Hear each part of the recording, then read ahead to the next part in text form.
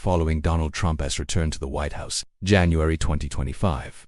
After a contentious campaign and a decisive victory over Kamala Harris in the 2024 presidential election, Trump has wasted no time in resurrecting his signature America First trade policy. Within weeks of his inauguration, the administration began drafting executive orders to fulfill one of his most controversial campaign promises, implementing sweeping tariffs across global imports, with particularly punitive measures directed at Chinese goods. The proposed tariff structure is ambitious and a baseline 20% tariff on all imported goods entering the United States, regardless of origin, and a staggering 60% tariff specifically targeting Chinese imports. These figures represent a significant escalation from Trump's first term, during which tariffs on Chinese goods reached approximately 25% at their peak. Administration officials have signaled that these measures could be implemented as early as June 2025, giving businesses little time to adapt their supply chains and pricing strategies. During a recent press conference at the White House, President Trump framed these tariffs as essential to American economic sovereignty. For too long, foreign countries have taken advantage of our generosity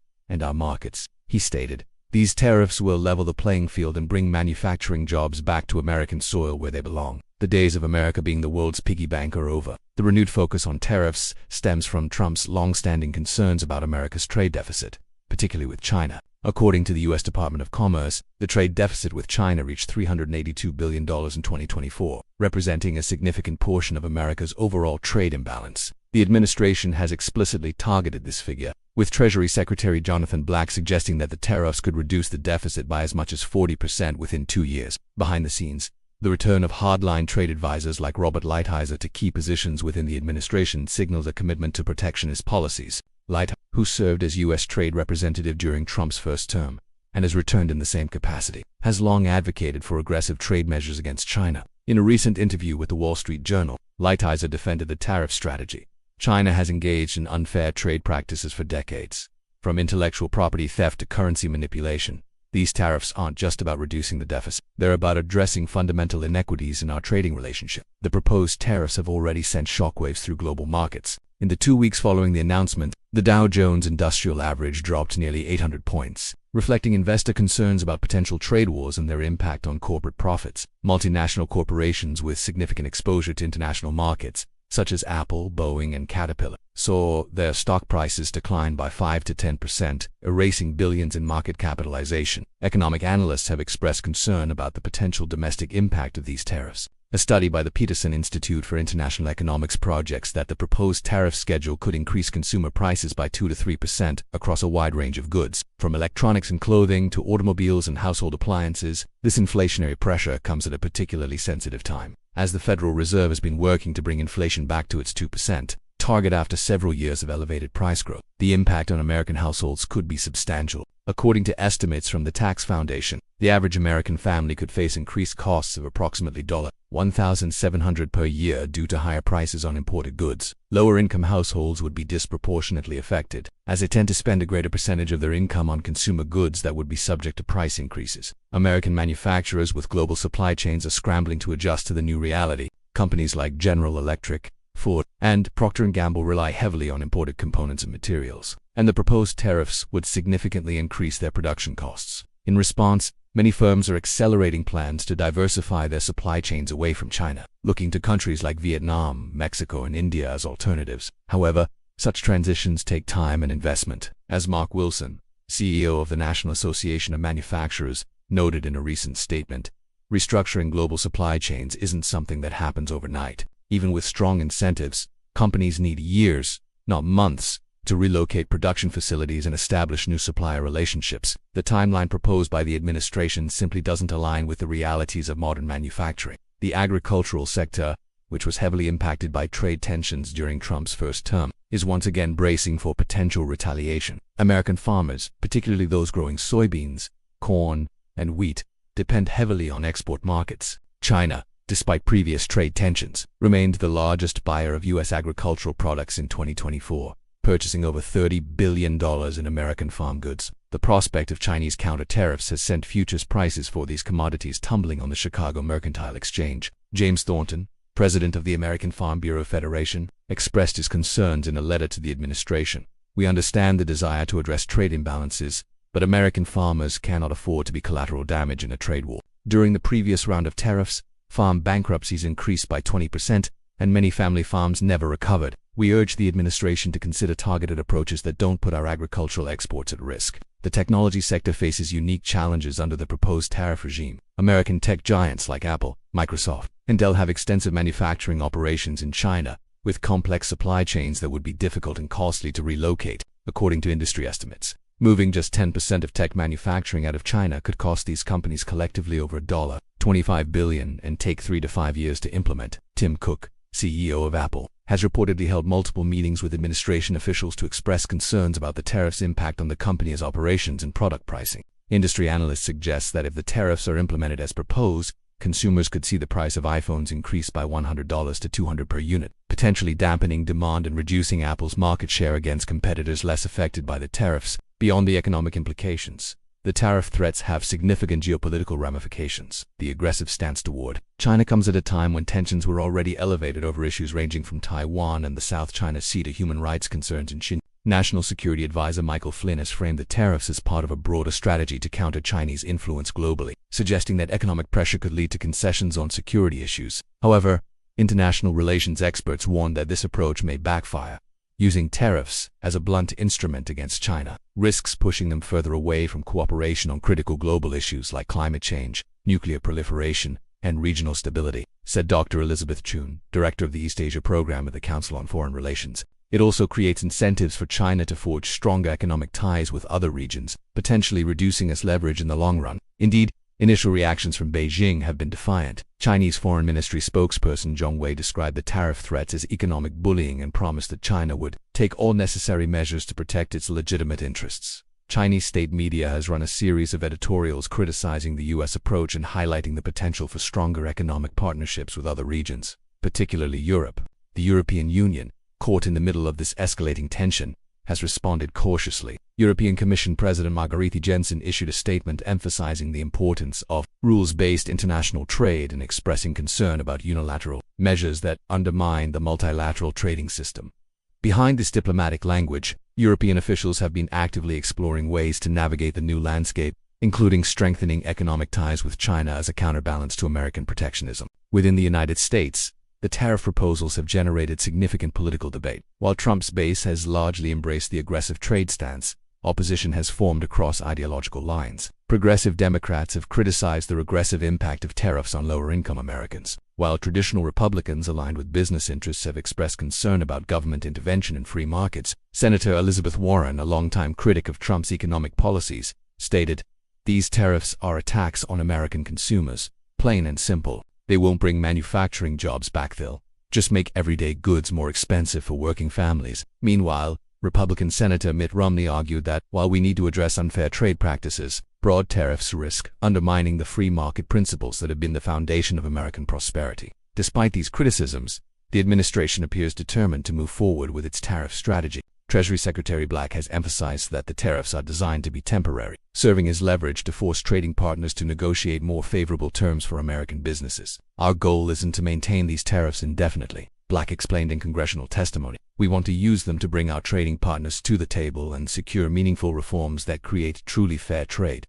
The World Trade Organization represents another potential obstacle to Trump's tariff plans. During his first term, Trump frequently criticized the WTO and threatened to withdraw the United States from the organization. While no such withdrawal has been proposed yet in his second term, the administration has signaled that it won't be constrained by WTO rulings, challenge its tariff policies.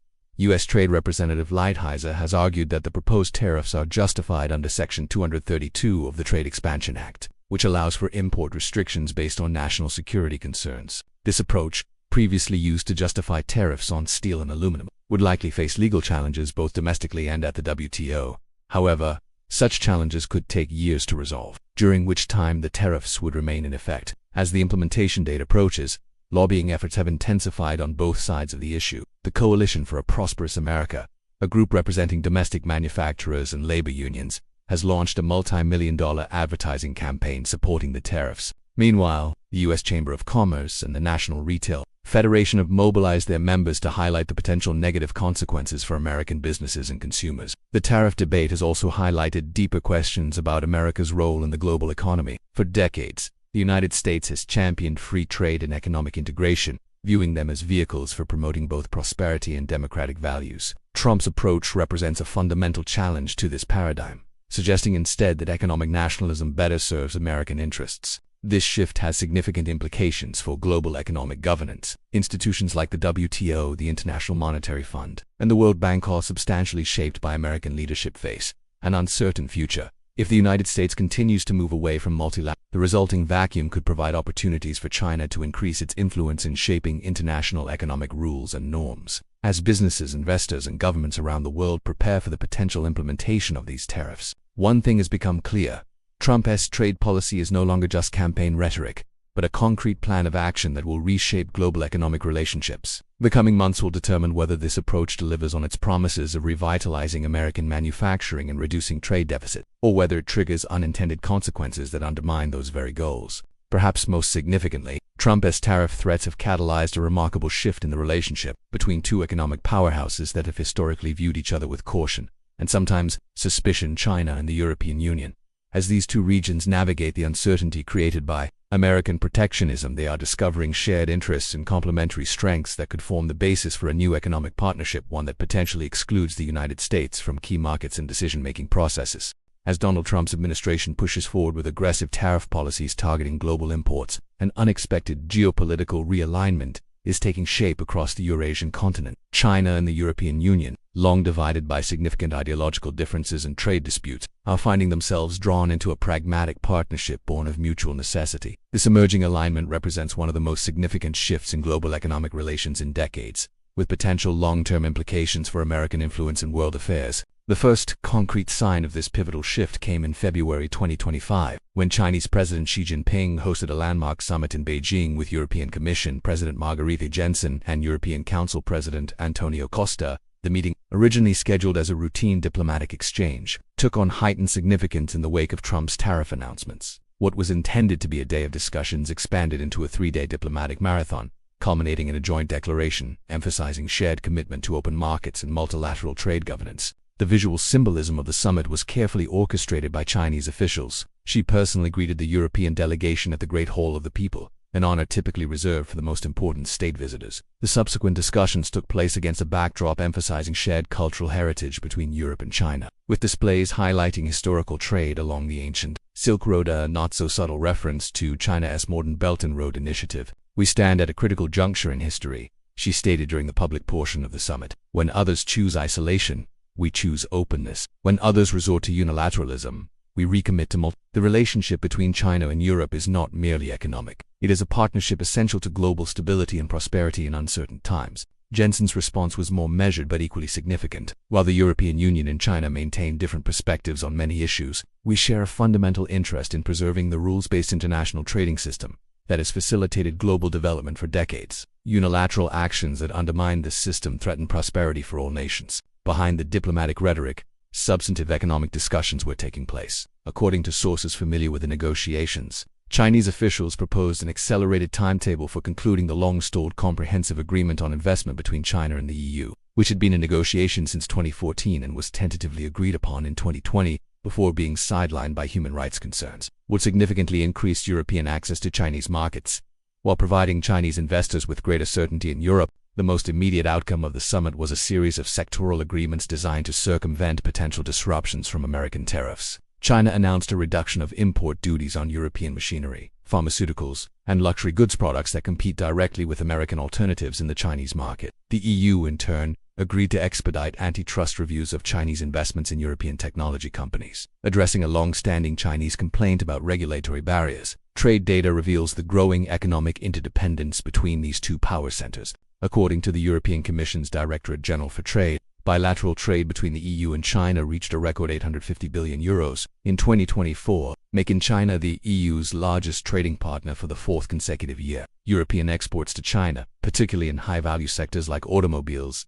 aerospace, and professional services, grew by 12% year-over-year, while Chinese exports to Europe increased by 8.5%. This trade relationship has taken on new strategic importance as both regions prepare for potential disruption from American tariffs. For China, the calculations are similarly pragmatic. Beyond these immediate economic considerations, both China and the EU recognize the strategic value of presenting a united front against what they perceive as American economic coercion. In March 2025, Chinese Vice Premier Liu He and EU Trade Commissioner Maria Gonzalez co-chaired the first meeting of a newly established high-level economic dialogue in Brussels, explicitly focused on developing joint responses to trade-distorting measures by third countries' diplomatic language clearly aimed at the United States. The dialogue resulted in a series of technical working groups addressing supply chain resilience, currency stability, and digital trade standards. Perhaps most significantly, participants discussed the establishment of alternative payment mechanisms to reduce dependence on the dollar-dominated international financial system, a long-standing Chinese objective that has gained new traction with European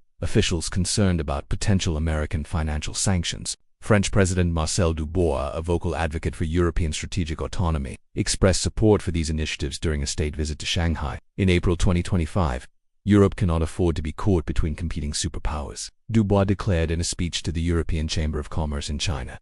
We must chart our own course based on our interests and values. This requires dialogue and partnership with all major economies, including China, particularly when established international norms are being challenged. Germany, as Europe's largest economy, and a nation heavily dependent on exports, has played a particularly important role in this pivot toward China. With the German automotive industry facing the prospect of reduced access to the American market, manufacturers like Volkswagen, BMW, and Mercedes-Benz have accelerated investments in their Chinese operations. In March 2025, Volkswagen announced a €10 billion expansion of its electric vehicle production facilities in China, creating a manufacturing hub explicitly designed to serve both Chinese and European markets. German Chancellor Friedrich Weber defended these moves during parliamentary questioning, stating, "Germany has always prospered through open markets and global trade. We cannot allow unilateral actions by any country to determine the future of German industry. Our relationship with China is not without challenges, but it represents an essential counterbalance in an increasingly unpredictable global environment. The shift extends beyond traditional manufacturing into emerging technology sectors." In April 2025, a consortium of Chinese and European companies announced the formation of the Eurasian Digital Cooperation Initiative, focused on developing common standards for artificial intelligence, cloud computing, and telecommunications. The initiative, supported by €2 billion in initial funding, explicitly positions itself as an alternative to American-dominated technology ecosystems. Huawei, the Chinese telecommunications giant previously targeted by American sanctions, has emerged as a key player in this digital partnership. After years of controversy regarding its role in European 5G networks, the company has found new receptiveness among European telecom operators seeking alternatives to American technology. In May 2025, Huawei signed agreements with major European carriers in Spain, Italy, and Greece to supply equipment for 6G research and development, signaling a significant shift from the security concerns that dominated discussions just a few years earlier. The financial sector has seen similar developments. The Beijing Stock Exchange and Europe announced a memorandum of understanding in April 2025 to develop cross-listing arrangements, allowing Chinese companies easier access to European capital markets and vice versa. This agreement came shortly after the European Central Bank expanded its currency swap arrangement with the People's Bank of China from €45 billion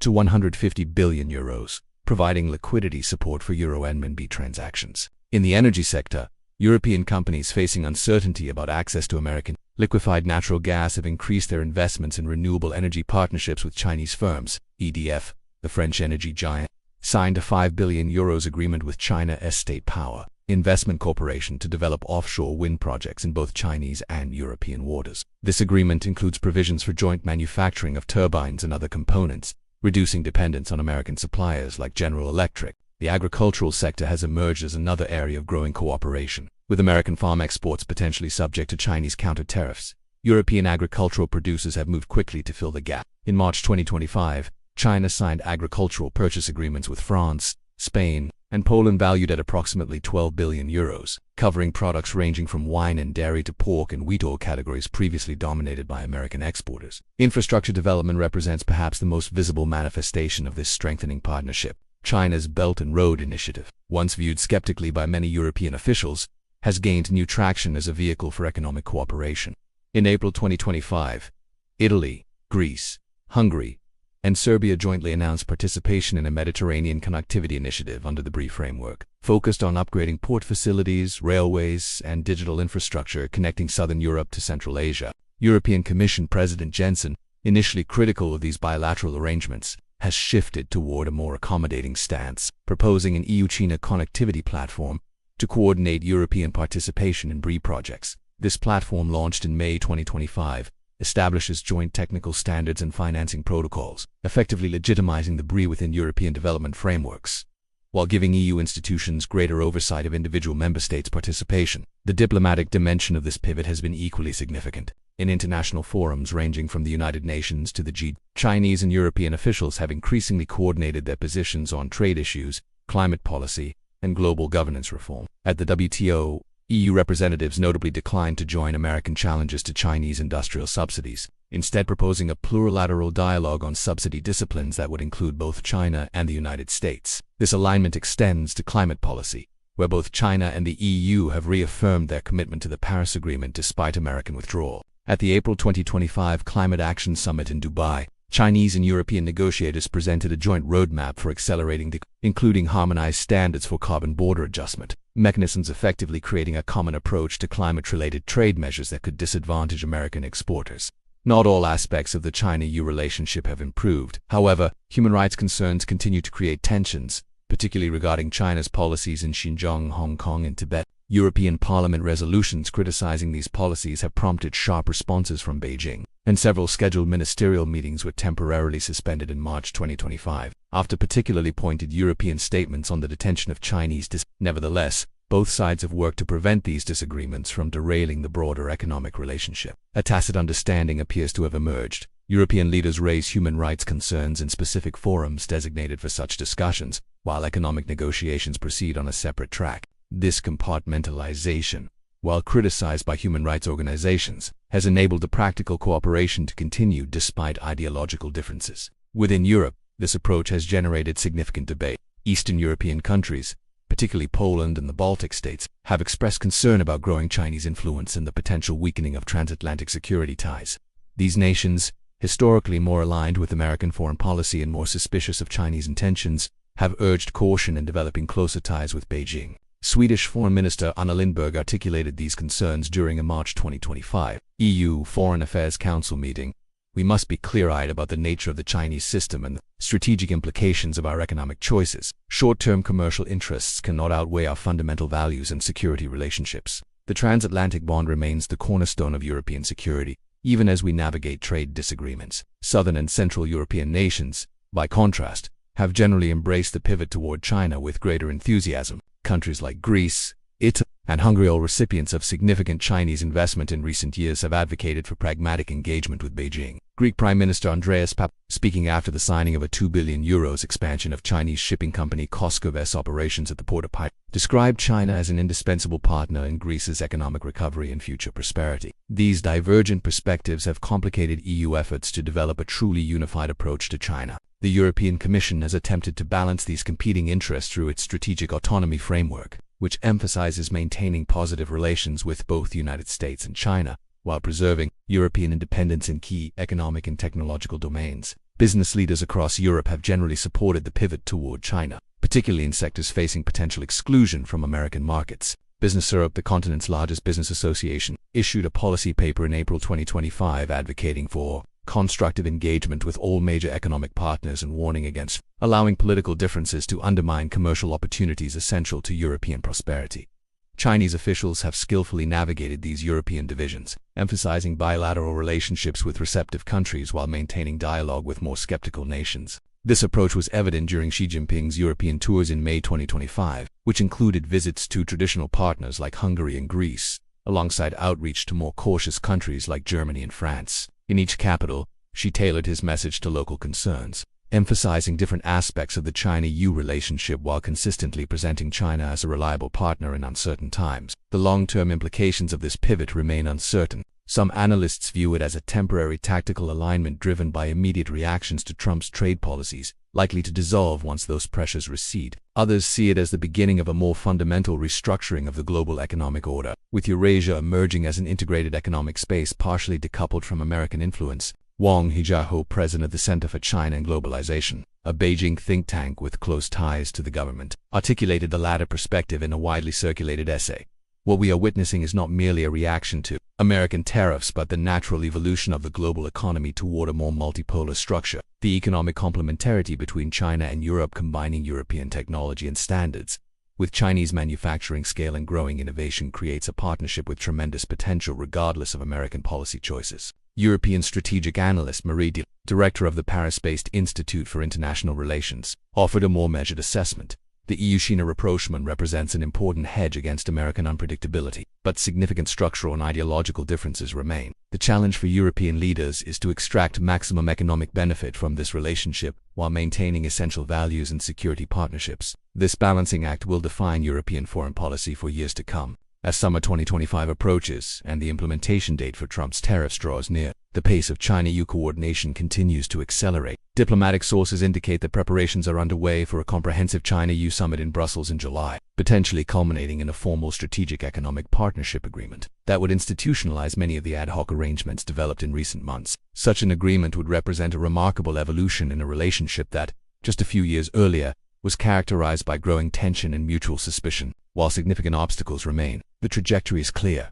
Faced with American protectionism, China and the European Union are moving toward a pragmatic partnership that could fundamentally reshape global economic governance and trade patterns.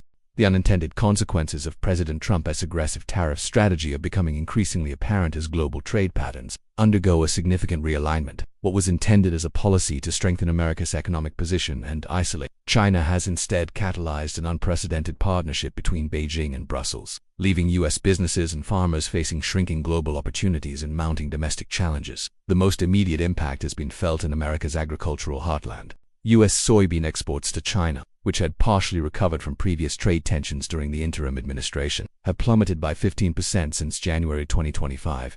This decline represents more than just statistical data. It translates to real economic pain for thousands of American farmers who had invested heavily in expanding production based on projected Chinese demand. The futures market has responded accordingly, with soybean prices falling 22% on the Chicago Board of Trade since Trump's inauguration. Thomas Bergstrom, a fifth-generation soybean farmer from Iowa, expressed his frustration during congressional testimony in April. "We were told these tariffs would force China to buy more American products, but exactly the opposite is happening. They're buying from Brazil, Argentina, and now even European producers, while we're left with silos full of crops we co-sell at a profit. This isn't winning, it's an economic disaster for rural America." The impact extends far beyond agriculture. American manufacturing firms that had established global supply chains are finding themselves at a competitive disadvantage as their production costs rise due to tariffs on imported components. Meanwhile, their European competitors are gaining privileged access to Chinese markets through preferential trade arrangements. The automotive sector offers a stark illustration of this dynamic.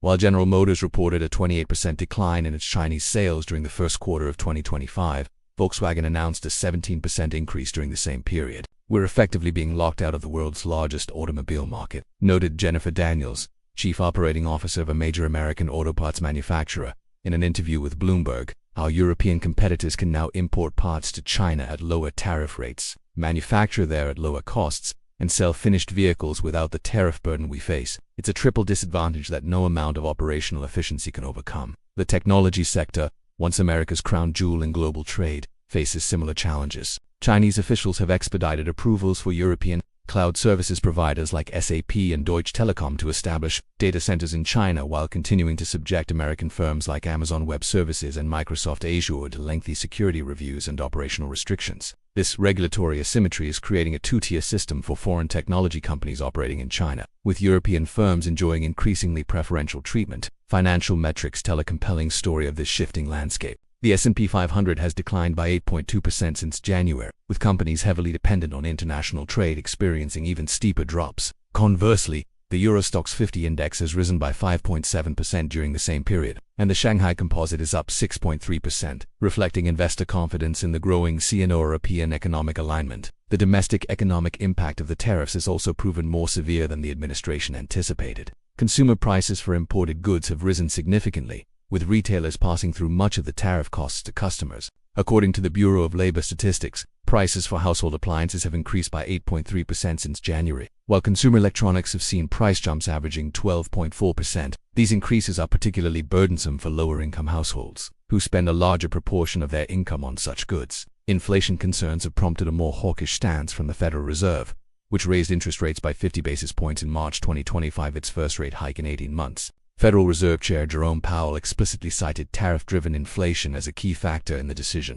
stating that price pressures from trade policy changes require a monetary policy response to prevent inflation expectations from becoming unhinged. This combination of higher consumer prices and rising interest rates has dampened consumer spending, with retail sales declining by 3.2% in the first quarter of 2025.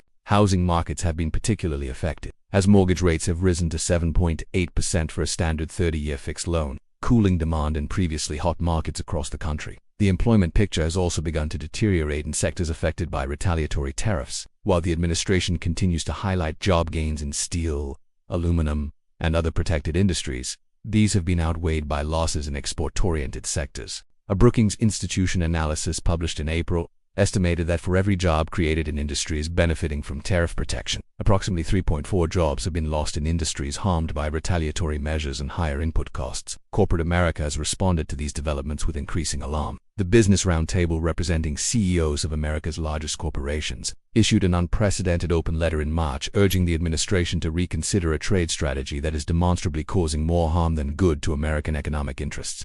The letter, signed by 137 CEOs, warned that the current approach is not only failing to achieve its stated objectives but actively undermining America's competitive position in global markets. Even traditional Republican allies in the business community have become vocal critics. The U.S. Chamber of Commerce, historically supportive of Republican economic policies, launched a multi-million-dollar advertising campaign in April highlighting the negative impacts of tariffs on American businesses and consumers. The campaign, running in politically sensitive states like Michigan, Wisconsin, and Pennsylvania, represents an unusual confrontation between the business establishment and a Republican administration. The political backlash extends beyond the business community. A bipartisan group of 68 senators sent a letter to the White House in March, expressing grave concerns about the economic and strategic consequences of the tariff policy. The letter called for immediate consultations with Congress on a more balanced approach that addresses legitimate trade concerns without sacrificing American export opportunities or consumer welfare. Within the Republican Party, divisions have emerged between traditional free trade advocates and those aligned with Trump's protectionist vision. Senator Mike Layton, representing a major agricultural state, broke ranks with the administration in April, stating, "I support President Trump's goal of fair trade, but these tariffs are devastating Nebraska farmers while failing to change China's behavior. We need a strategy that opens markets rather than closes them." The international diplomatic fallout has been equally significant. America's traditional allies, particularly in Europe, have shifted from initial hopes for compromise to a strategy of adapting to American protectionism while pursuing their own interests. The rhetoric from European leaders has grown increasingly pointed, with German Chancellor Friedrich Weber describing American trade policy as a form of economic coercion that contradicts the very values of market freedom the United States once championed.